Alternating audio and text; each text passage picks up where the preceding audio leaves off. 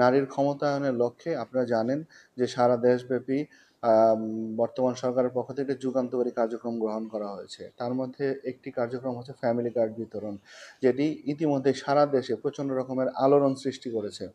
গতকালকে আমাদেরকে মন্ত্রিপরিষদ বিভাগ থেকে একটি নির্দেশনা দেওয়া হয়েছে যে বাংলাদেশের 14টি ওয়ার্ডে, বিভিন্ন জেলার 14টি ওয়ার্ডে এই ফ্যামিলি কার্ডের প্রাথমিক কার্যক্রম শুরু হতে যাচ্ছে। তার মধ্যে চট্টগ্রাম মহানগরীতে একটি ওয়ার্ড পতেঙ্গা, সেখানে আমাদের কার্যক্রম আমরা শুরু করতে যাচ্ছি। ইতিমধ্যেই আপনারা জানেন যে বাংলাদেশের প্রায় 4 কোটি পরিবার, তার মধ্যে 50 লক্ষ যারা অতি দরিদ্র পরিবার, তাদেরকে ফ্যামিলি কার্ড দেওয়া হবে প্রাথমিক। একটি কার্যপরিধি দেওয়া আছে, সেখানে সেই যে কমিটি কাজ করবে, আমরা শুধু এই কমিটির উপর নির্ভর করব না। আমরা আমার সমস্ত কর্মকর্তাদের সাথে ইতিমধ্যে নির্দেশনা দিয়েছি যে এই পলিসিকে কিভাবে একটা নির্ভুল করা যায়। সেখানে আমরা প্রত্যেকটা স্টেপ বাই স্টেপ আমরা মনিটরিং করব, যাতে কোনো রকম সেখানে কোনো ভুল তথ্য না আসে, কেউ যেন বাদ না পড়ে যায়, কোনো অসহায় নারী যেন বাদ না পড়ে যায়।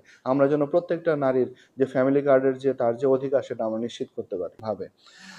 আমরা আমাদের যে ওয়ার্ডটি সিলেক্ট করা হয়েছে সেটি নিয়ে ইতিমধ্যেই আমি সংশ্লিষ্ট কর্মকর্তা, সমাজসেবা কর্মকর্তাকে সকালে ডেকেছি, তার সাথে কথা বলেছি, যাতে একটি নির্ভুল একটি চিত্র তৈরি করতে পারি আমরা, যারা আসলে সত্যিকারেই দাবিদার এই কার্ড পাওয়ার জন্য, যারা আসলে সত্যিকারেই অসহায় নারী, তারা যে এই পরিবারটি কোনোভাবে যেন বঞ্চিত না হয়, এবং সেখানে যেন কোনো ধরনের কোনো প্রভাব, কোনো রাজনৈতিক দল মত নির্বিশেষে আমরা এই কাজগুলো করব, এবং একটা স্বচ্ছ এবং নির্ভুল একটা তালিকা আমরা তৈরি করতে বদ্ধপরিকর, এবং সেটির জন্য আমরা কাজ করে যাচ্ছি। এবং আজকেও এই বিষয়টি নিয়ে একটি সমাজ কল্যাণ মন্ত্রণালয়ের সাথে একটি জুম মিটিং আছে, সেখানে হয়তো আরও বেশি স্পেসিফিক নির্দেশনা পাওয়া যাবে।